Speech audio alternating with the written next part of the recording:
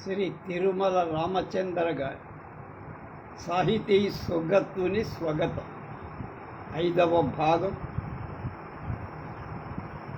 21/8/20 100 108 116 వీటికి ఏమిటి వాటి ప్రాముఖ్యం?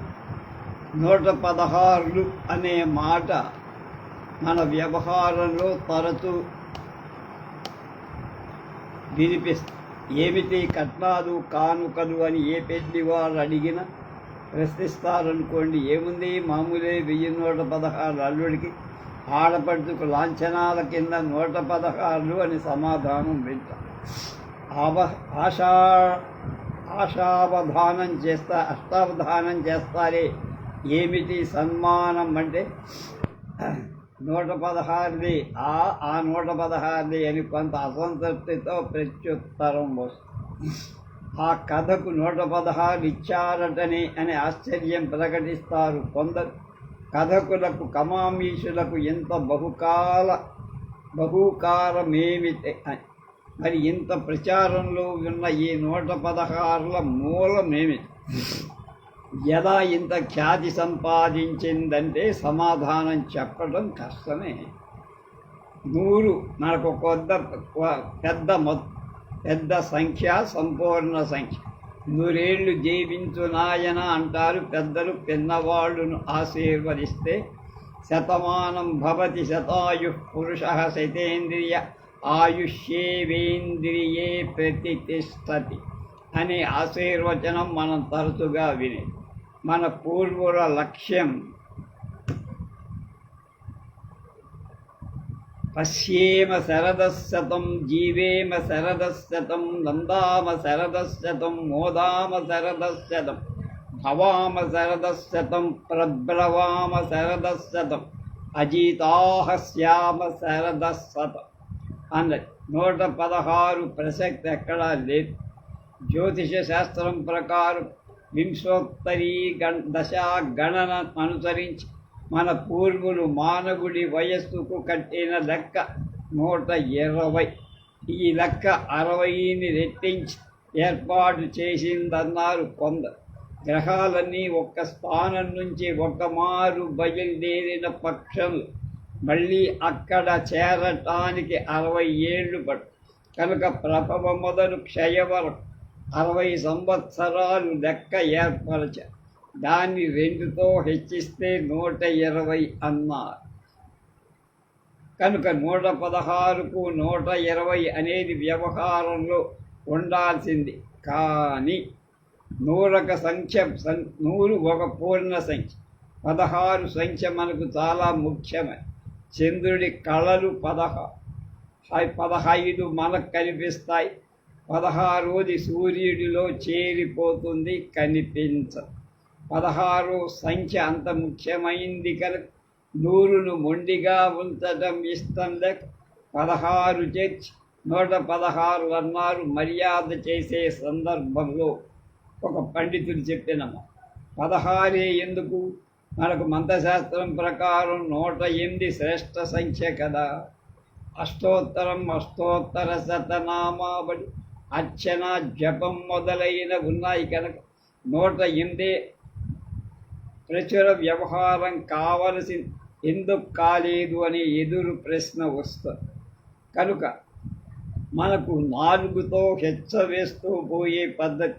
4 4 రెళ్ళ 8 8 రెళ్ళ 16 అతి ప్రాచీనం. ఛాందోగ్య ఉపనిషత్తులో కూడా ఉంది.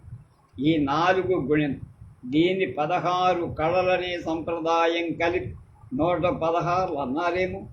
అంటే వాదం మనసుకేం సరిగా లేదు, సాటిస్ఫాక్షన్ కాదు.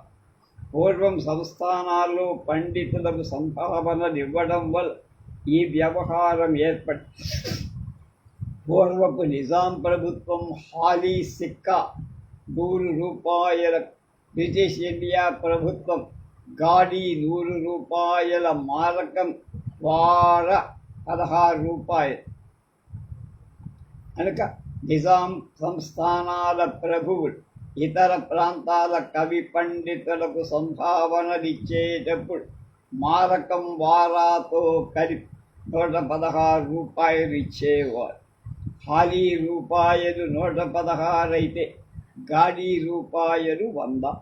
అందువల్ల అప్పటి నుంచి ఈ 116 మర్యాద ఏర్పడిందని ఒక పండిత ఉవాచ్. అబ్బే అదేమిటయ్యా, 116 సంప్రదాయం విజయనగరం కాలం నుంచే ఉందిగా.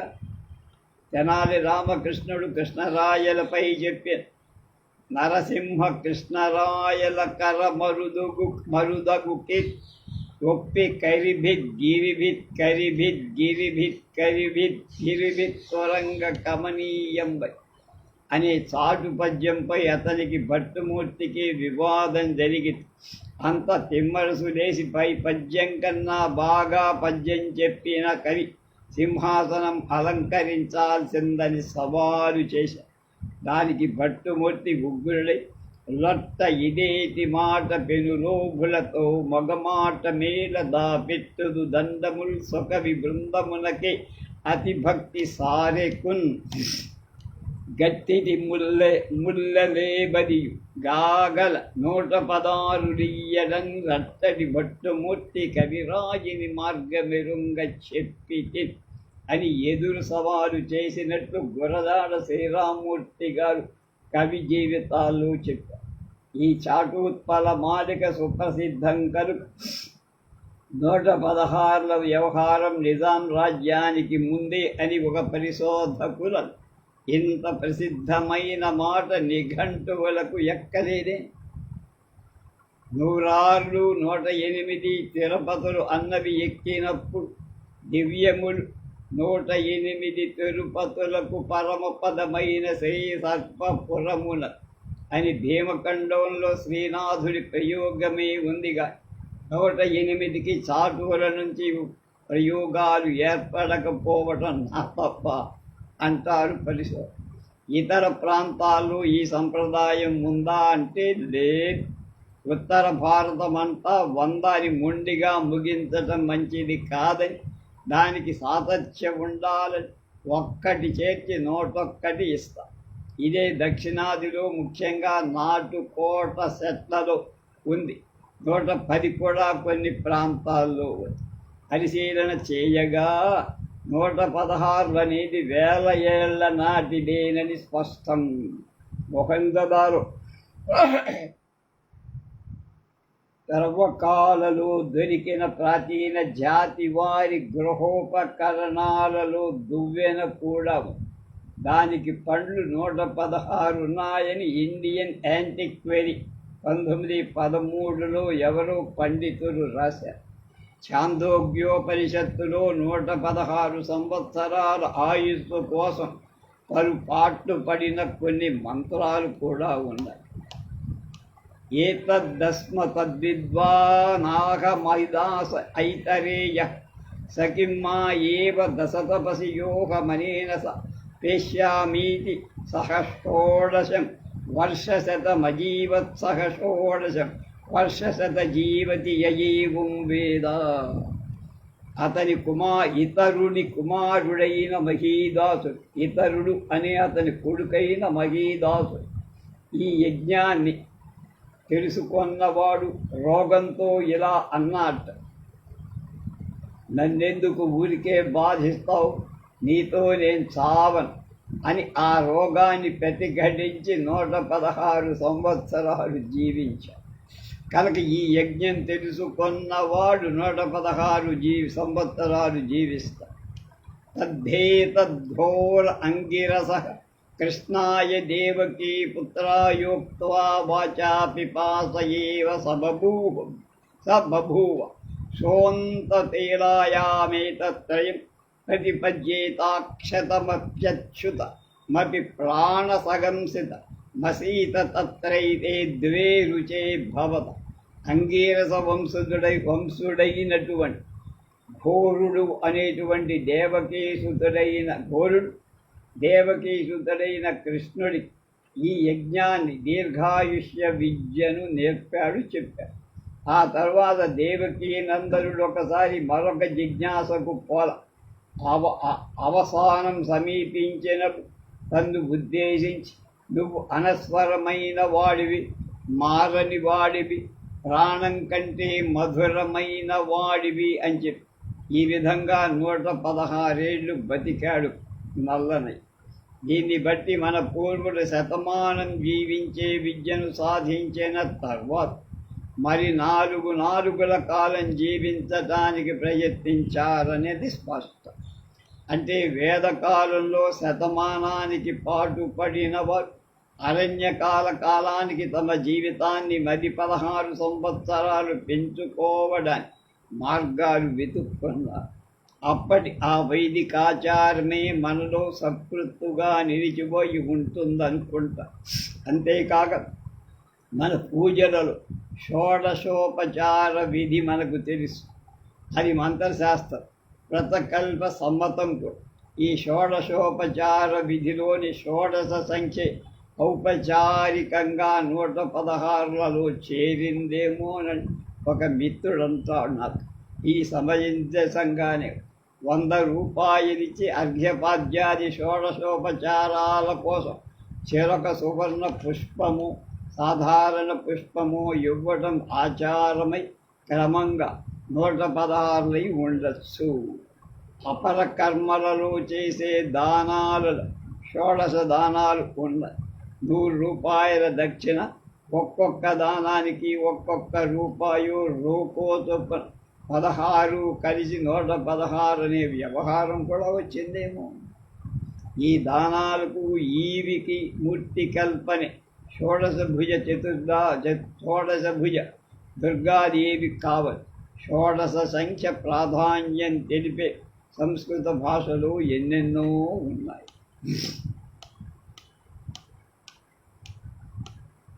నేటి సాహిత్య విమర్శపై తిరుమలవారు. జ్వలతి చరితేందనోగ్ని విప్రకృత పన్నగ ఫణాం కురుతే ప్రాయః స్వం మహిమానం శోభాత్ ప్రతిపద్యతే హి జనః.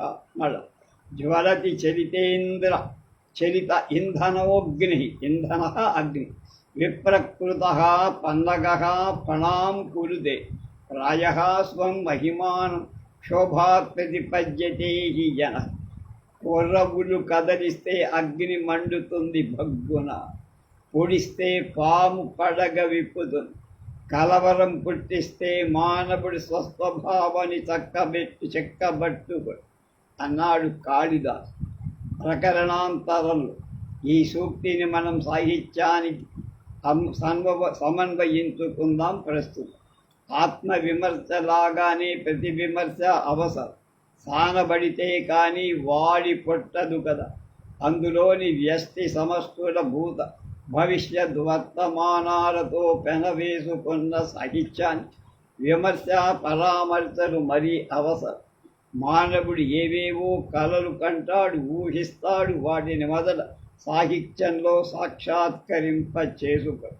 వాటి సాధ్యత విచక్షణ లేకనే జీవితంలో వాటిని సాధించడానికి పూనుకుంటాడు. కొంత సాధిస్తాడు, మరికొంత సాహిత్యంలో మిగుల్చుకో. మళ్ళా కలలు, కలం, కార్యదీక్ష, ఈ శృంఖలిత నిరంతర కనుక సాహిత్య రంగంలో విమర్శ విధాయకమన్నది చర్వణం. మళ్ళీ విమర్శం అంటే గుణ దోషాల సాకల్య సమీక్షే కానీ దుమ్మెత్తిపోయటంక, అప్పుడే అది సద్విమర్శము. కానీ మన విమర్శ దృష్టిగతాన్ని చొచ్చుకుపోయినంత తీవ్రంగా వర్తమానంలోకి త్వరపడదు. సమకాల విషయంలో ఏవో కొంత జంకు గొంకు దాక్షిణ్య దూషిత బుద్ధులు బయలుదేరుతాయి. అందుకోసమే ఏ గతి రచయించివేని సమకాలము వారులు మెచ్చరే కదా అన్నాడు చామకూర వెంకట. కానీ నిజానికి సమకాలిక విమర్శనం ఉద్ధృతంగా ఉండక తప్పదేమో. ప్రతి యుగానికి కొన్ని స్థిరమైన సంప్రదాయాలు ఏర్పడి ఉంటాయి. ఏదైనా గ్రంథం వెలువడితే అది విమర్శకు యోగ్యమా కాదా అనే ప్రశ్న వస్తుంది. కాదన్నప్పుడు విపేక్షితమై కాలగర్భంలో లీనము, యోగ్యమన్నప్పుడు ఆ రచన కొంత వ్యక్తిత్వం కలదై ఉండక తప్ప. ఆ వ్యక్తిత్వం కళాత్మకంగా ఉంటుందనటం చెప్పక్కర్. అది సమకాలిక సంప్రదాయాల అభిరుచులకు అనుగుణంగా నమ్మసరిగా ఉండటం కష్టం. కొంచెం ముందు వెనకలుగా ఉంటుంది కనుక విమర్శకుడికి సంతృప్తి కలిగించకపోవచ్చు. ఏ దృష్టితో చూసినా పొగడ్త అయినా తెగడ్త అయినా తీవ్రంగా ఉండటం సహజం. విమర్శకుడు వెలుచూపు కలిగిన సమకాలిక సంప్రదాయవాది అయితే అభినివేశంతో ప్రశంసిస్తారు. కొంత ముందు చూపు కలవాడైతే తీవ్రంగా అభిశంసిస్తారు. విదేశాల్లో సమకాలిక విమర్శ తీవ్రంగా నిష్పాక్షికంగా ఒకప్పుడు ప్రమాదకరంగా కూడా ఉంటుంది. 3-4 దశాబ్దాల క్రితం సుప్రసిద్ధ మనస్తత్వ శాస్త్రజ్ఞులు ఫ్రాయిడ్, ఎల్లిన్లకు జరిగిన ఉత్తర ప్రత్యుత్తరాలు పరికిస్తే సమకాలీన విమర్శ ఎంత తీవ్రంగా ఉండేదో తెలుసు. కీట్స్ బ్లాక్ వుడ్స్ పత్రికలలో తన రచనలపై వెలువడిన విమర్శలకు గుండె పగిలి అకాల కాలధర్మం చెందాడంట. వాల్స్వర్త్ మహాకవి ఎంతో తీవ్ర విమర్శను తట్టుకోవాల్సి. విదేశాల వరకు ఎందుకంటే మన దేశంలోనే ప్రాచీన విమర్శ సంప్రదాయం ఎంత తీవ్రమైంది. దాన్ని నిలవదుక్కుకోగల రచనే నిలుస్తుంది. కొంతకాలం కలక సమకాలపు అభిరుచులకు పరిపడే వాటి విషయంలో విపుల స్థాళీపులాక న్యాయం పర్యాప్తమవు. కానీ కొంచెం ముందు వెనకగా ఉన్న రచన విషయంలో సముద్ర మథనం తప్పని. మన విమర్శన పద్ధతి నికషంక వ్యాఖ్యాన పద్ధతి. మహావ్యాఖ్యాత మల్లినాథ సూరి తప్పక మనకు జ్ఞాపకం వస్తుంది. వ్యాఖ్యానం అంటే పదచ్ఛేద పదార్థోక్తి విగ్రహో వాక్యయోజన అక్షేపశ్చ సమాధానం వ్యాఖ్యానం పంచలక్ష అన్న నిర్వచనంలో సంగృహీతమై మన విమర్శమంతా దీనిలో వ్యాఖ్యాత వివిధ శాస్త్రాది పాండిత్యం వ్యక్తము. మల్లినాథుడి వ్యాఖ్యానం చూస్తూ ఉంటే మూలకారుడే మళ్ళా ఆ రూపంలో అవతరించి వ్యాఖ్యానిస్తున్నాడా అన్నట్టు ఉంటుంది ఒక్కొక్కసారి. ఆలంకారికుల విమర్శన పద్ధతి మనకందరికీ తెలిసిందే.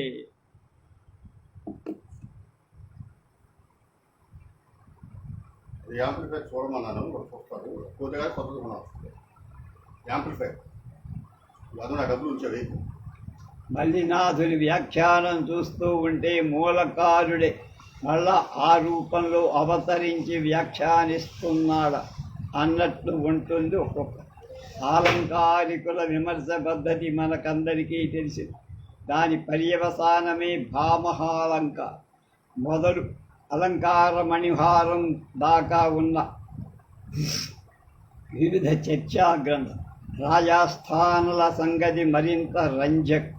ఆ ఆస్థానాల్లో దిగ్గజాల వంటి కొన్ని పుష్కరాల పాటు శాస్త్రాలు అవలోడించిన ఉండేవారు. సాహిత్య గోష్ఠులకు శాస్త్రవాక్యార్థాలకు అధ్యక్షత వహించే రాజుకో అభిమానికో అన్ని విషయాలు ఎంతో కొంత తెలిపి గుణదోష వివేకం ఉండే. ప్రతిదాన్ని స్థనశల్య పరీక్ష చేసేవాళ్ళు పడి ఒక శ్లోకం చదివితే దాని అన్వయాకాంక్షలు మొదలు అంతరార్థాల వరకు చర్చ హోరాహోరీగా సాగి. ఒకప్పుడు కొంటె సమాధానాలు, కుంటి ప్రశ్నలు కూడా వచ్చి రాజల వారి ఆస్థానంలో జరిగినట్టు చెప్పే కథలు కొన్ని మనం విన్నది. రామరాజభూషణుడు వసుచరిత్రను ఆస్థానంలో చదివి వినిపించడానికి ఉపక్రమించి శ్రీభూపుత్రి వివాహవేళ అని ప్రారంభించగానే రామలింగడు లేచి బభూ శ్రీభూ అని పుత్కారం చదివి దీపం ఆర్పేసి ప్రారంభంలో అనిష్ట సూచకాక్షరాలు పడ్డాయి ఆక్షేపించాడు. అలాగే పెద్ద ఇంతలు కన్నులుండ తెరువెవ్వరి వేడదు భూసురేంద్ర అని చెప్పినప్పుడు ఇంతలు అంటే ఎంతలు అని ఆక్షేపించి చిటిక పట్టి చూపుడు వ్రేలిని కొంచెం ముందుకు పోనిచ్చి ఇంతలా అని ప్రశ్నించాడు. పెద్దన చేరెడు పట్టి చూపుతూ ఇంతరు అన్నాడు. అలా విధాలుగా సాగేవి విమర్శ. ఇక పండిత పరిషత్తుల సంగతి వేరుగా చెప్పక, వాక్యార్థ ధోరణి అతి తీవ్రంగా, యుద్ధోన్మాదంగా, సంహార కాండగా. కానీ అదంతా వాదం వరకు. వైయక్తికంగా రాగద్వేషాలు లేవు. రచన శాస్త్ర విషయం క్షుణ్ణంగా చర్చితమై నిగ్గు తేలాలన్నది పరిషత్తు పరమార్థం. వాద తీవ్రతతో వైయక్తిక దూషణ తిరస్కారాలు కూడా లేకపోతే క్వచిత్తు పరస్పరం శపించుకోవడం, న్యాయస్థానాలకు ఎక్కడం కూడా ఉంది. అయినా అదంతా పాండిత్య ప్రకర్ష ప్రఖ్యాపనకే. వ్యక్తిగత దౌశీల్యాల ప్రసక్తితో రచయిత తన రచనను చదివి వినిపించడం, ఎవరో ఒకరు ఆక్షేపించడం, మరొకరు సమాధానం చెప్పడం, దానిపై మరొకరు దాన్ని ఇంకొకరు పూర్వపక్షం చేయటం, రచయిత అభిప్రాయం తెలుసుకోవడం, సిద్ధాంతీకరించడం, ఇలాంటి ప్రాచీన సంప్రదాయాన్ని ఆంధ్ర సాహిత్య పరిషత్తు వారు చాలా కాలం పాటించేవారు. మన ప్రాచీన సాహిత్య పత్రిక అముద్రిత గ్రంథ చింతామణి సాగించిన సమకాలీన విమర్శకులు కూడా నిష్పాక్షికంగా, ధీరోత్తంగా ఈ నరమాంస విక్రమును, కన్యాశుల్కం ముఖ్యంగా ఇంగ్లీషు వాసన తెలియని వారిలో ఇప్పుడు జరుగుతున్నది, దానిని ఆపవలయునని గ్రంథకర్త గారి ఉద్దేశ్యం. అట్టి వారికి స్పష్టంగా తెలియుటకై గ్రామ్యోక్తులిందు చేర్పబడినందులకై మేము ఆమోదించితివి. ఇట్టి గ్రంథాలకు సలక్షణమైన గ్రాంధిక భాష నిరుపయోగం గాన శిశిరేఖ అభిప్రాయంతో మేమేకీభవింపం గాని, ఇంగ్లీషు పదాలు విశేషంగా చేర్చినందుకై మాత్రం కొంచెం ఆలోచిస్తాం. గ్రంథకర్త అభిప్రాయానుసారంగా ఈ కాలంలోని తెలుగు సంభాషణలు ఇంగ్లీషు పదాలు చేరుతున్నాయంట నిజమే. అయినా అందరకు వాడుకగా ఉండు సైడు కాలవ, మిటిక్యులేషన్ అంటే మెట్రిక్యులేట్ అనునట్టి సర్వసాధారణ పదాలలా కాగా simplicity, love signals, insincerity, comparison, dreadfully, in love లోనగున అపూర్వ పదాలు ఇంగ్లీషు రాని వారి ఎలా బోధపడుతాయో తెలియదు. సర్వసాధారణమైన సంభాషణ కానందు గ్రంథకర్త గారి ఉద్దేశానికి భంగం కలిగిందని సంశయిస్తున్నారు. నాటక రంగంలో ఇట్లాంటి మాటలు ఉచ్చరించటానికై లోకం నవ్వుటుకోక ముఖ్యోద్దేశం కాదు కదా. అర్థం కాని వాడిది బధిర శంఖారావమే కానీ వేరుక. ఇంగ్లీషు పదాల్లో వాడుకలో ఉండేదాన్ని ప్రయోగిస్తే ఆ భాషా జ్ఞానం లేనివాడు తెలుస్తుందని మా వాదం. కానీ వాటిని బొత్తుగా ప్రయోగింపకూడదని కాదు. ప్రాకృతానికి ఛాయ వ్రాసినట్టుగా అలాంటి వాడుక లేని ఇంగ్లీషు మాటలు ఒక తెలుగర్థం గల ఛాయ సంపూర్ణంగా ఉన్న కొంత మేలని తోస్తారు. ఇది నాటక రంగంలో నిష్ప్రయోజనమైన జనుల గ్రంథం చదువునప్పుడు ఉపయోగపడుతుందని నమ్ముతున్నాను అని మార్చి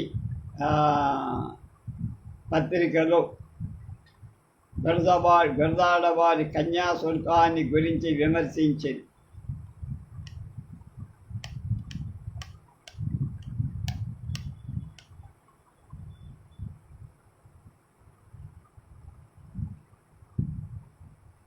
అముద్రిత చింతామణి అనే పత్రిక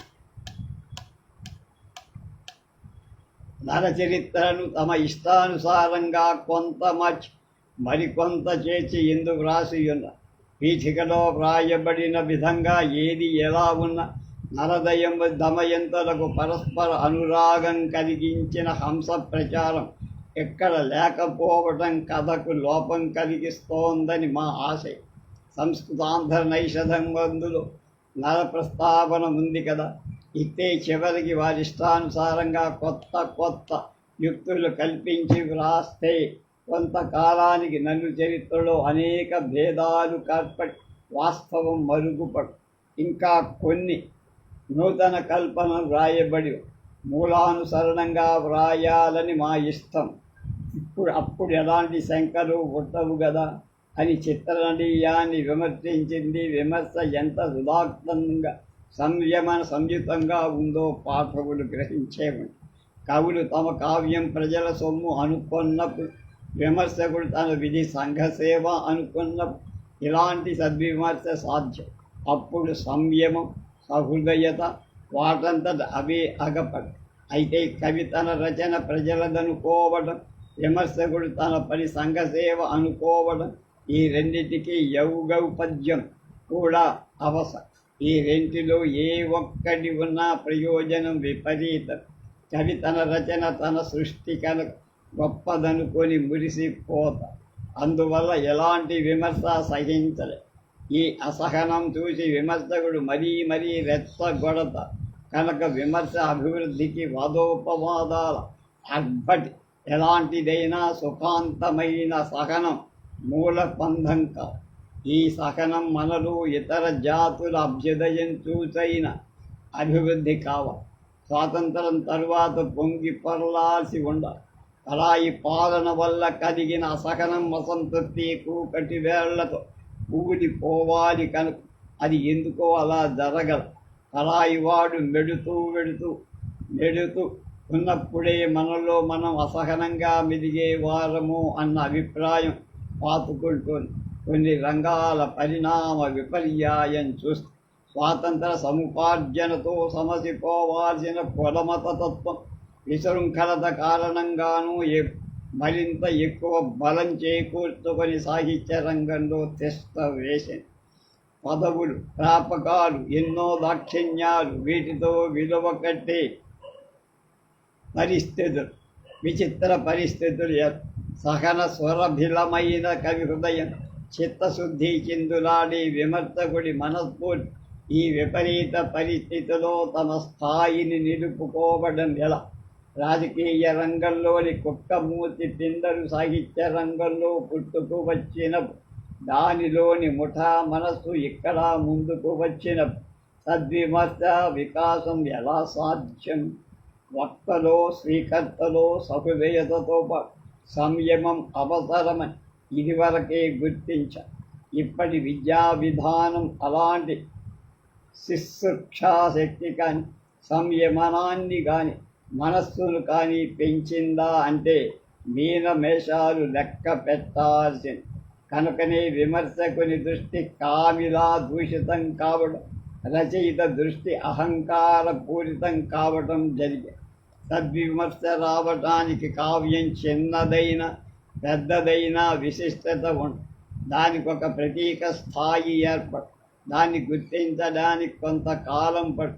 ఇప్పుడు వస్తున్న రచనలు చాలా వాటిలో సాంఘిక దృష్టితో పరిశీలించిన, తాత్విక దృష్టితో తరచిన పరిణతి చాలు కేవలం కనుక అవి పండిత విమర్శకుల దృష్టికి ఆగడం లేదు. ఆగేవి కొన్ని ఉన్న వాటి రచయితలు విమర్శలను సహించరు. కొందరు స్వాతంత్రోద్యమం పుణ్యమాని ప్రబోధ కావ్యాలు వ్రాసి పెద్దారయ్యారు. వాటిని కళా దృష్టితో కానీ, విషయైక దృష్టితో కానీ విమర్శించడం సాధ్యం కావటంలా. అలాగే కొన్ని కవితా ప్రస్థానాలకు మూర్ధాభిషిక్తులై ముడుసుకు కూర్చున్న వాళ్ళు వర్తమాన స్థితిగతుల్లో ఆ ప్రస్థానాలను కానీ, కవిత్వాన్ని కానీ సూటిగా సునిశితంగా విమర్శించడం ద్వేషం కోరి తెచ్చుకోవడం, పగ పండించుకోవడం. అలాంటప్పుడు విమర్శకుడు రచయితతోనూ, రచయిత వర్గం ముఠాతోనూ సామానాధికరణ్యం గల వంశాలే ఏరుకొని శ్వేతాంబర సంధ్యములలాగా, అంటే జైనుల చూసి తడివి అంగలు వెయ్యాల్సి వేస్తున్నారు. ఇదేమిటండి మీరు పరోక్షంగా అలా అన్నారు, ప్రత్యక్షంలో ఇలా అంటున్నారు, అంతరంగంలో అలా అన్నారు, బహిరంగంలో ఇలా అంటున్నారని ప్రశ్నే ఎవడికి కావాలండి? గిల్లి కజ్జాలు వాళ్ళతో కొరివితో తలగొక్కుంటామా అని ఎదురు ప్రశ్నలు వేస్తున్నాం. మరి మీ చిత్తశుద్ధి, నిష్పాక్షిక బుద్ధి, రససిద్ధి ఏమయ్యాయి అని అడిగితే అనుకూల పరిస్థితి సహనంతో వినేవాడు ఉన్నప్పుడే అవని. కానప్పుడు నా నొసటనే పొద్దు పొడిచిందా? నాతో పాటు సంఘం కనీసం ఆ రచయిత పెరగనివ్వండి. నేను నోరు తెరవకపోతే శబ్దజాలమే నశించిపోదు కదా అంట. ఈ వైరస్యానికి కారణమేమిటి? మన మనస్సు, ముఖ్యంగా రచయితల మనస్సు పెరగకపో. ప్రతి వాళ్ళు పెరవారిని విమర్శించిన సంబరపడతారు. తన వరకు వస్తే గింజుకుంటాడు, గుంజుకుంటాడు. అబ్బా, నవీనుల్లో విమర్శ, అసహనం, స్తోత్ర ప్రియత్వం నిరిపించి మీరిపోయాయంటే అతిశయోక్తిగా.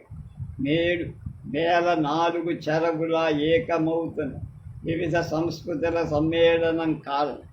నవీనులలో ఆ సంస్కృతి సమ్మేళన దీధితులు ప్రసరించాయి. ఆ వెలుగుతో తమ వెలుగును వారు మిళాయించడం లేదు. అనధికార చర్యలకు పూనుకొని అర్హులెవరైనా ఆక్షేపిస్తే కస్సుమంట. అర్హత, అంతరంగ పారిశుధ్యం సంతరించుకోవటానికి వ్యక్తిగత పరాభవంగా గ్రహించి కసి పెంచుకొని మనసులోనే కుమిలిపోయి లూసి అవుతున్నారు. తమకెంతో భవిష్యత్తు ఉంది కదా. మనసు పాదులో తామరసపు నీరు, సహనపు నారును పెంచుకోవద్దా?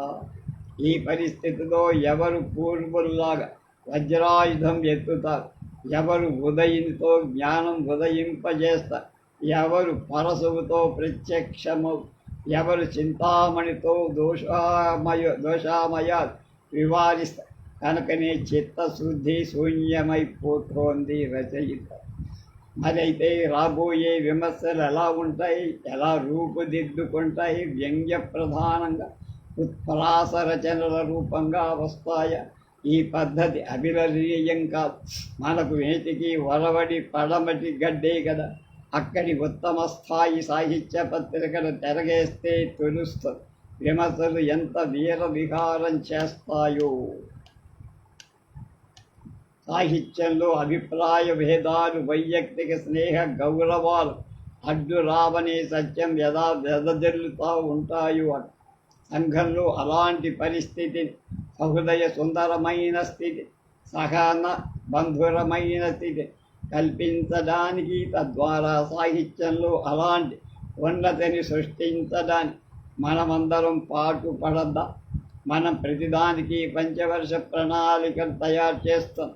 విమర్శ వికాసానికి ఒక పంచవర్ష ప్రణాళికను, పంచదశవర్ష ప్రణాళికతో చివరకు 15 వర్ష ప్రణాళికను సిద్ధపరుచుకుందాము. ప్రతి రంగంలో విమర్శ అభివృద్ధికి చిహ్నం. హేమ్నః సంలక్ష్యతే హ్యగ్నౌ విశుద్ధి శ్యామికాపివా అన్న. దేశీ నామమాలలోని మరికొన్ని తెలుగు పదాలు నిన్ను చూస్తే తందామనిపిస్తుందో అన్నారు డాక్టర్ చిలుకూరి నారాయణరావు గారు. ఒకనాడు మద్రాస్ సెంట్రల్ స్టేషన్లో బండెక్కుతూ నన్ను అంతటి అపచారం ఏం చేశానండి అని ప్రశ్నించాను. అపరాధమా? మహాపరాధమే చేశావు. సంస్కృత ప్రాకృత సాహిత్యాలకి ద్రోహం పెట్టావు కుదరా. గాథా సప్తశతిలోని తెలుగు పదాలు చేరాయని రాశావు. ఈ ప్రతిలోమాన్ని ఎవరు సహిస్తారు అన్నారు ఉద్రేక. భాషలో, విషయంలో అనులోమం ఎంత సహజమో ప్రతిలోమం కూడా అంతే సహజం కదండి. ఈ భాషలోంచి ఆ భాషలోకి వెళ్ళిందంటే ఆ భాషలోంచి ఈ భాషలో.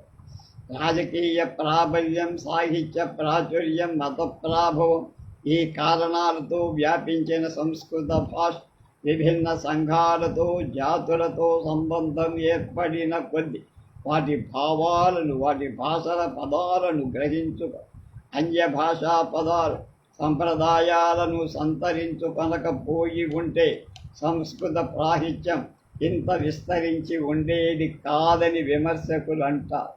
సంస్కృత ప్రత్యయాలతో, ఉపసర్గలతో ఇతర భాషా పదాలు వేషం మార్చుకొని సంస్కృతంలో లీనమై అయ్యాయి అని తాంత్రికవాదులైన కుమారుల భట్టు వాక్యాలే మనకు నిదర్శనం. జైన బౌద్ధ మతాల ద్వారా దక్షిణ భారతదేశంలో వ్యాపించిన ప్రాకృత భాష కూడా సంస్కృతం వల్లనే ఆ దేశ భాషల సంప్రదాయాలు శబ్ద సముదాయాన్ని తనదిగా కొనకపో కానీ అని గుక్క తిప్పుకోకుండా అంటుంది. ఉండవయ్యా, నన్ను మాట్లాడి బండి కూర్చొని మాట్లాడడం, బండి కదిలేసరికి దిగుదు గాని అన్నారు. బండెక్క ఆయన ద్రావిడ భాషా శాస్త్రజ్ఞులపై ఒక్క ఊపుగా విరుచుబడి, ఎవరయ్యా వాటిని అన్య భాషా పదాలన్నారు, ఏమిటి వినిగమనం అని అన్నారు. అదేంటండి, ప్రాకృత కావ్య వ్యాఖ్యాతలంతా అలాంటి పదాలను ఇది దేశీ అని నిర్దేశిస్తూనే ఉన్నారు కదా.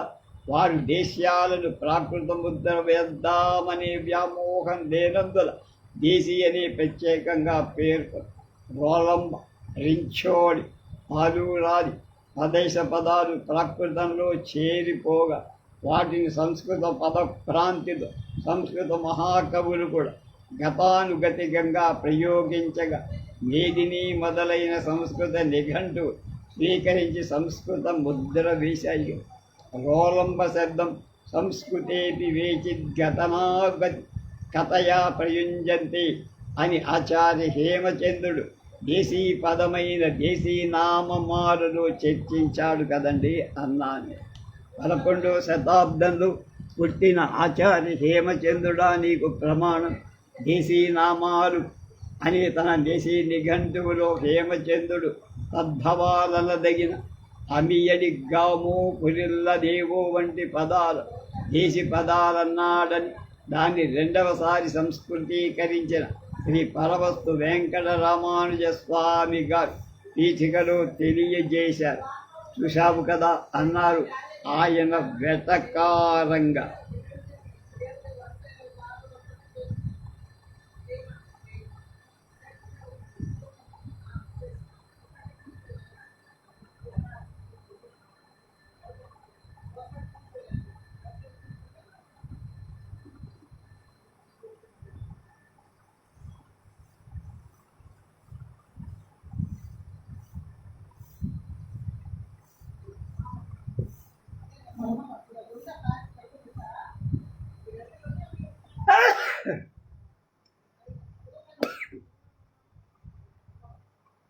చూడకేమండి, ఆచార్య హేమచంద్రుడు తన కాలంలో సంస్కృత ప్రాకృత సాహిత్యాలలో యుగ పురుషుడు 1088లో జన్మించి జీవించిన 84 సంవత్సరాలు తర్క వ్యాకరణ జైన వేదాంత శాస్త్రాలలో అలంకార శాస్త్రాలలో ప్రామాణిక ఉద్గ్రంథాలు రచించిన వాగను శాస్త్రం. అలాంటి వాడు ప్రమాణం కాకపోతే మరవరండి ప్రమాణం. హేమచంద్రుడు ప్రాకృత సాహిత్యంలో కనిపించిన దేశీ పదాలు ఎంతో వివేచన చేసి కానీ తన దేశీ నామాలలో చేర్చుకోరు. తన నిఘంటువులో తనకు ముందున్న దేశీ పదకోశకారుడు అభిమాన చిహ్న, గోపాల, దేవరాజ, ద్రోణ, ధనపాల, పాదలిప్తాచార్య, రాహులక, శ్రీలంకాదులను ఉదహరించి కొందరి మతాలు ఖండించి మరికొందరి మతాలు సమర్థించారు. దేశీ దుస్సందర్భాప్రాయ సందర్భితాది దుర్బోధ ఆచార్య హేమచంద్ర తత్తాం సందర్భ భవతి విభజనతి. దేశీ పదాలను అన్వయించటం కష్టం, అన్వయించినా అర్థం చేసుకోవటం కష్టం. అలాంటి వాటిని హేమచంద్రుడు అన్వయించి సుబోధం చేసి అది గ్రంథాదిలో చేసిన ప్రతిజ్ఞ నిర్వహించుకొని ఇప్పటి దేశీయ నిఘంటుకారులని వాటి వ్యాఖ్యాతలని ఎన్ని తప్పులని ఎన్నను ఆధునికాతన కాలాలను తద్వ్యాఖ్యాతృణాంచ కిం యతః సమ్మోహా పరిగణ్యంతే అని విసుక్కున్నాడు కొని. తను సారతర దేశీ దర్శనంతో వ్రాస్తున్నారని తన నిఘంటువులో పొరపాట్లు ఉండవని తేనసి శబ్ద వ్యాఖ్యాన సందర్భంగా స్పష్టమని. తేనసి సంచ వృక్ష విశేషమాచక్షతే అస్మాభిస్తు సారతర దేశీ దర్శనేన తినన శబ్దో మధుపటాలార్థో వ్యాఖ్యాతః తత్ర యుక్తాయుక్తస్య బహుదృశ్యా స్వః ప్రమా. అంతేకాక దేశీ నామాల సదా అన్నిటికీ పదాలన్నిటికీ అకారాదిగా మొదటి వర్గంలో అజాది పదాలు అనేకార్థాలు, ద్వితీయ తృతీయ చతుర్థ పంచమ షష్ఠ వర్గాలలో కచటతప వర్గాది పదాలు, వాటి అనేకార్థా పదాలు, సప్తమ వర్గంలో రలవకారాది పదాలు, వాటి అనేకార్థాలు, అష్టమ వర్గంలో సహాది పదాలు, సహాది పదక క్రమబద్ధంగా ఇచ్చి అలాంటి వాడు కాక ఎవరన్నీ ఇంకా ప్రమాణం అన్నారు. అదే కానీ హేమచంద్రుడు చెప్పిన దేశీ పద నిర్వచనం అతి వ్యాప్తం కాదా అన్నారు చిలుకు. అతి వ్యాప్తం ఎందుకు అవుతుందండి? వాడు స్పష్టంగానే చెప్పారు. దేశ విశేష ప్రసిద్ధి భన్నమాణ అనంతయా ఉంటే సంహా అనాయి పాయి అయత్త భాషా విశేష దేవు దేశ అని దేశ విశేష ప్రసిద్ధమైనది అనంతంగా ఉంటాయి పద. వాటి నుంచి అనాది ప్రాకృత ప్రవృత్త భాషా విశేషమే దేశి అన్నాడు కదా. అయినా వాచస్పతిరతి న ప్రభవతి దివ్యయుగ సహస్రే దేశేషు ఏ ప్రసిద్ధా తాంగ్ శబ్దాన్ సర్వతః సముచ్ఛేత్. దివ్యయుగ సహస్రం శ్రమించినా వాచస్పతి అంతవాడు కూడా ఆయా ప్రాంతాలు ప్రసిద్ధమై ప్రాకృతంలో చేరిపోయిన దేశ పదాలను ఏర్చి కోర్చడం కష్టం అని ఎంతో వినయంతో స్పష్టీకరించారు. దీన్ని బట్టి తెలుగు, తమిళ, కన్నడాది దేశ భాషా పదాలు ఎంతో శ్రమపడి వాటి పూర్వోత్తరాలు తెలుసుకొని క్రోడీకరించాడు అనటం విస్పష్టమండి చిలుకూరు వారు అన్న. ఇక్కడేనయ్యా కలిగింది అపోహ. హేమచంద్రుడు అపోహపడ్డాడు. దాన్ని బట్టి రామానుజ స్వామి అపోహపడ్డాడు. దేశీ నామాల గ్లాసరీలో కొన్ని దేశ పదాలు మూలమంటూ తెలుగు, ద్రావిడ, కర్ణాటకాది పదాలు ఇచ్చారు. ద్రావిడ భాషా కుటుంబం అన్నదే లేదు, అంతా సంస్కృతం నుండి వచ్చిందే అన్నారాయ. శ్రీ రామానుజ స్వామి గారు తెలిసింది కాక మరికొన్ని తెలుగు, తమిళ పదాలు కనుక్కున్నానండి నేను దేశీ నామాలలో అన్నా. ఆయన వినిపించుకోకుండాని ఇవి ఇద్దరిని ఖండిస్తానన్నా. వినండి అంటూ మొదలు. అన్నీ దేవర భార్య, పతి భగిని, పితృశ్వస అని మూడర్థాలిచ్చారు. అది పూర్తిగా తమిళ పదం. నేనిది అన్న భార్య, వదిన అనే అర్థంలో తమిళ దేశంలో వ్యవహారం. తర్వాత వదిన గారు, పతి భగిని అనే అర్థంలో వ్యవహారం. ఉడు తృణ పరిణామం, తృణావరణాచ్ఛాదనం అన్నారు. ఆవరణలో ఆశ్రయం ప్రధానంగా ధ్వనిస్తుంది కనుక ఇది వీడు తెలుగు పదం నుంచి కానీ ఉడు అని ధరించేటువంటి ద్రావిడ ధాతువు నుంచి కానీ నిష్పన్నమై ఉడుపు, ఉడుగర మన తెలుగు పదం. భూసరం అంటే పీనం, ఇది ఉలుసుకొను అనే తెలుగు క్రియ నుంచి పుట్టింది. ఓ ఆవలో అంటే ఆలాపన లేదా బాలాతప, ఉదయపు ఎండ. ఓ అవలు బాల ఆతప, ఉదయపు ఎండ. అది బాలాతప శబ్దభావం కావచ్చు. కానీ దేశీ పదమన్నాడు కనుక వెయ్యిల్ అనే తమిళ పదతనం అన్న అనుమానం కూడా కలుగు. మూల ఇని గయితా భూత, ఇది వలసు అనే తెలుగు ధాతువు నుండి వచ్చిందనుకోండి. ఓలుంకి చెన్న రమణం అంటే దాగుడు మూత. ఒడిందు కోల్ అనే తమిళ ధాతువు దీనికి మూలమై ఉంటుందండి. ఓసివో అబలా, ఇది ఓసిడోడు నుంచి వచ్చిందేమో. ఓసి అనేది తమిళ పదం. కలింజలం, కిలించం, కిలించి అం, లఘుదార్ చిన్న కల్, ఉడక, కిలించి అ శబ్దానికి కిలిచ్చి అం అనే రూపాంతరం కూడా. హేమచంద్రుడు కిలింజం, కిలించం అనే పదాలకు దారువు అన్న అర్థం చెప్పారు, చిన్న కర్రము.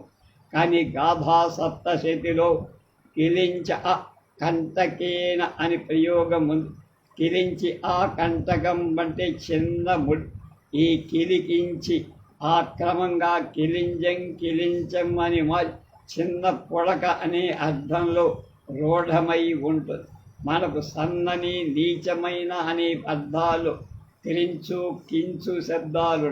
తమిళ కన్నడ భాషలో కిలి కిలింజన్ కిలిచ్చన్ కీల్ శబ్దాలు సన్నని సన్నగా ఉండే చించు అనే అర్థాలు. కొంచెం కెల శిల పదాలు అల్పార్థక. కిలింజ కిలించ పదాలకు పైన ఉదహరించిన ద్రవిడ పదాలకు కూడా సామ్యాన్ని బట్టి అని వీటికి మూలమై ఉంది. వీటిని గతానుగతికంగా సంస్కృత పండితులు ప్రయోగించగా త్రికాండ శేషకారుడు కిలింజకం కిలింజలం అనే సంస్కృత ముద్ర వేసి సూక్ష్మ దారు అనే వ్యాఖ్యానం చేశారు. కీలం స్తోక ఈ పదం ముందు చెప్పిన ద్రావిడ పదవర్గం. కుమ్మణం అంటే మానహ. కుమ్ముడు అనే తెలుగు ఒక పదానికి దగ్గరగా లేదు, కుమిలిపోయాడే అంటారు. కుందవు కృష. దీనికి కుందు కందు అనే తెలుగు కన్నడ పదాలు మూలమనుకుంటానండి అన్న. చుట్టూ దారు హస్త కర్ర గరిట. చుటు అం అని గాథా సప్తశతిలో ప్రయుక్తం. చుట్టువం అనే పదం గరిట తెడ్డు అనే అర్థాలతో తెలుగు తమిళాల్లో చట్టువం ఒక చేత బట్టి ఖడ్గము సంక దగిలించి అని భారతం విరాట పర్వంలో 1 అధ్యాయం 211వ అధ్యాయం. ప్రక్షాళితంబైన పసిడి చట్టువమును అన్నంబు ఉనిచి నెయ్య బిగరించి కాశీఖండంలో చిన్న మట్టి కర్ర పాత్రలు కన్నడంలో చటుకి అంట. దారుహస్తం అని హేమచంద్రుడు అర్థం చెప్పాడు కనుక దీని చెట్టు పదంతో ఏదైనా సంబంధం ఉందే. మొదట కర్ర గరిటకు వ్యవహారంలో ఉన్న ఈ పదం తర్వాత గరిట సామాన్యానికి వ్యవహారమైంది. చారో ప్రియాల వృక్ష. సార చెట్టు. ఇది సార తెలుగని పేరుగా చెప్పక్కర్ల. చుడులి అంటే ఉల్క కొలివి. చెడు కాల్చు అనే ద్రవిడ పదం దీనికి. జంబువో జంబులో వేతసహ జంబుగడ్డి. కన్నడంలో కన్నడ పరిసర ప్రాంతాలు ఒక రకం తొంగకు వ్యవహారణ. తన్నాయం తన్ఖాయం ఆర్ద్రం అంటే తడిసింది చల్లని. తనియు తనువు తంపు తెలుగులో తనన తంపు కన్నడంలో ఉన్నాయి. ఇది తన్మూల జన్య పదం అన్నారు. తారురో ఆవర్తగా సుడి. తలయతి తలం దర్శయతి ఇది తారురః అని శబ్దకల్పద్రుమ ఉత్పత్తి. తారూర శబ్దం గాథాసప్తతిలో ప్రయుక్తం. ఈ శబ్దం దేశని వ్యాఖ్యాతలంతా త్రిప్పు తిరుగు తలారు అనే తెలుగులో భ్రమివాచక. భ్రమి అంటే తిరగటం. తలారు శబ్దానికి మరల తిరుగు అనే అర్థాలు. క్రీపులం దలచి తలారింపగాని ప్రయోగం భాగవతం. తలారుకు తారుగల పోలిక. తారు శబ్దానికి తిరుగు తారించు తాళంబోయు అనే అర్థాలు కనుక తలార శబ్దమే తాలూర శబ్దానికి మూలం. తనిసం మధుపట్టణం తేనె చెట్టు. తినిస పదం దేశీ పదమని హేమచంద్రుడు చేసిన చర్చను ఇదివరకే చెప్ప. తేనె జేన్ జున్ను ద్రవిడ పదం. తినిసం ఈ తేనె నుంచి వచ్చి పణుజు ఆ ఈ తరుణి ఇది పడుచు. యువతి అనే తెలుగు సంస్కృత పదాల కలయికతో ఏర్పడిందనుకోండి. ఫలం ఫలసం స్వేద ఇది పొలుసు అనే తెలుగు పదం. మారు రూపమనుకుంటా. పిత్రిరి గండు ఛంగ్యం తృణ ఇది పుల్లు పూరి అనే తమిళ తెలుగు పదాల నుండి పుట్టి ఉండదా. షేండవు పండగ పేడి దీని మూలం పెన్ అనే పదమై పెండి అని దక్షిణాంధ్రుల వ్యవహారం కనుక ఇది పెండి నుంచే వచ్చేవాడు. వాణు స్వపచ్చ పాణశబ్దం గాథా సప్తతిలో ప్రయుక్త పాణసి పువ్వు బోడులం హరిశ్చంద్ర నరోపాఖ్యాన పాణసిలోని ఆంచశికారం రూపుజడి పాణమాత్రం మిగిలి ప్రాకృతంలోచే ఫలహి కార్పాస వృక్ష ప్రతి పత్తి చెట్టు. ఈ పదం గాథా సప్తశతిలో 4 సార్లు. కలహి కార్పాస వృక్షే దేశి అని కులబాల దేవుని వ్యాఖ్య. హేమచంద్రుడు దీన్ని వలహి వపడి అని పర్యాయకుడుగా చర్చారు. తెలుగు ప్రత్యే కలహీగా మారిందని నా నమ్మకం. ప్రత్తికి పూర్వరూపమైన పరుత్తి అయి ఉండొచ్చు. అంచె ద్విత్వాక్షరం ఊది పలకటంతో కలిగిన ప్రయత్నంలో మొదటి పకారం మహాప్రాణమై ఉంటుంది. పంది గోండి అయినట్లు పరుత్తి కలహి అని పుత్రికా శబ్దం నుండి పత్రిక అయి ఉంటుందని, పత్రికా శబ్దం నుంచి ప్రతి పుట్టిందంటుందని వీరు నారాయణరావు గారు చేసిన వాదం సహేతుకంగా కనిపించందండి. పత్రికా శబ్దం నుంచే పత్రికాయ వాళ్ళ వీరున్న అర్థం కోసం లాక్షణికంగా నానా బాధలు పడాలి. ఈ సపత్రికా శబ్దం నుంచి ప్రతి అనే రూపం అసలే కాదు. తెలుగు సంప్రదాయానికి ఉపసర్గ విధానమే విరుద్ధం. పత్రికా నుంచి పత్తి కావచ్చు. ఫలహి అంటే ఏ విధంగా సాధించలే. ఛిద్రవాచక చిల్ల ఉచ్చిల్ల శబ్దాలు 2 వేర్వేరని, ఉచ్చిల్ల శబ్దం ఉత్పూర్వక చిల్ల శబ్దం కాదని, దేశీ శబ్దాలకు ఉపసర్గ సంబంధం ఉండదని హేమచంద్రుడు ఉచ్చిల్ల పద వ్యాఖ్యలో చర్చించారు. నహి దేశీ శబ్దానం ఉపసర్గ సంబంధో ఫలం నుంచి ఫలమైన పరి అయిన ఫలహి అయిన అంచెహీకారం ఎక్కడి నుంచి సాధిస్తారు? బోధరం పృథు పెద్దది అది బొద్దు అనే పీనార్థక శబ్దాలకు దగ్గరగా లేదా. భుండిరో అంటే సూకరహ పత్. దీనికి బుందో అనేవి రూపాంతరం. గాథా సప్తశతిలో భోండి అనే ప్రయోగం. ఈ మాటను వినగానే మనకు పంది అనే తెలుగు మాట తట్టడం లేదా? ప్రాకృతంలో ఈ ఏల ఓల పరస్పర వినిమయ సహజం కలగ భోండ శబ్దాన్ని గ్రహించిన తెలుగు వ్యవహారంలో పదాది అకారం ఎకార ఉకారాలుగా మారు. గడ్డ గరిట మగడు మెగడు మొగడొచ్చి పిలిచెను పోయి వచ్చద సావి. సప్పులు సొప్పు కన్నడంలో ఇలా మారడం కదా. అలాగే పంది పొంది అయి తవర్గంగా మారి వండి అని ఊది పలకడంలో చేయాల్సిన ప్రయత్నాన్ని బట్టి అది వర్ణం మహాప్రాణంగా పరిణమించి భోండి అయి ఉంది. ఇది ఈకారాంతం కావటం వల్ల స్త్రీలింగం అని భ్రమపడినందు బొండ శబ్దాలు కల్పించా. భుండీరో పంది పదంలో పంది ప్రాచీన రూపం తొంగి చూస్తోంది చూడండి అని. పందికి పూర్వం పంది, దీ కింద రావద్దు పందిరి. ప్రస్తుత తమిళంలో పండ్రి రేప సహిత నకారాన్ని ఉచ్చరించడం ద్ర ఉచ్చారణ ద్రా కూడా అవుతుంది. 12 మలయాళ రూపం, 12 తెలుగు తల. మందిల్లో అపూప భక్ష్య విశేషం అది తెలుగు కన్నడాల నుండే కదా. మండిగలు కదా. మలబ్తో గర్వ అని మొరటు మోటు 3 శబ్దాల వికృతి. మాకందో ఆంధ్ర మామిడి. దీని పుట్టుపూర్వోత్తరాలు చాలా ఉన్నాయి. మరో మారు చర్చ. హల్లీసో అంటే రాసకహ మండలేన స్త్రీణాం నృత్యం. మనకు కన్నడం వాళ్ళకి హల్లి అనే పదం. ఇది సున్నకు పర్యాయపదం. సున్నకు సున్నా, హల్లికి హల్లి. చిన్న వర్తులానికి అల్లి అంట.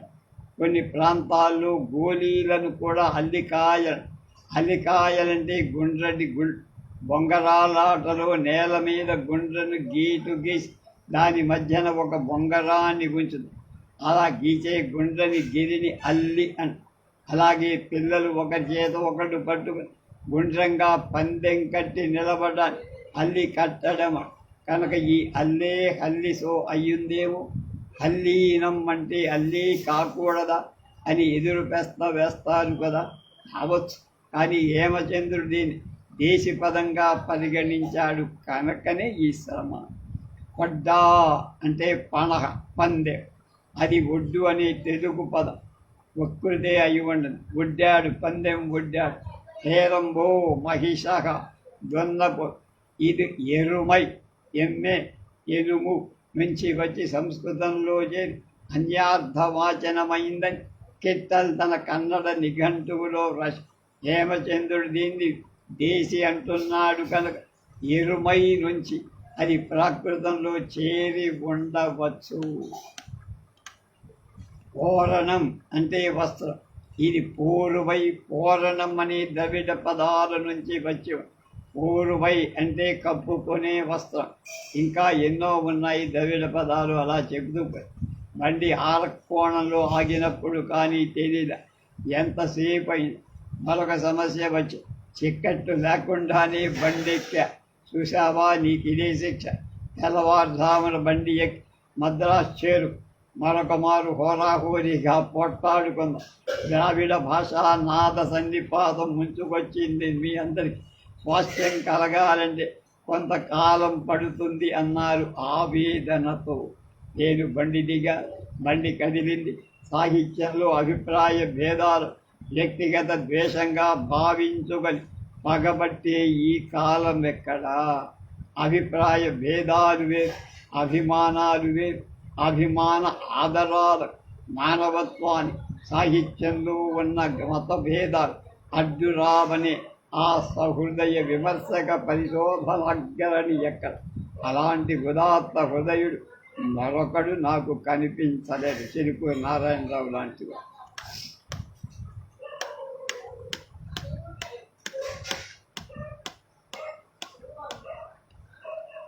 రేపు నాయని వారి ప్రణయ సూక్తం గురించి తెలుసుకుందాం.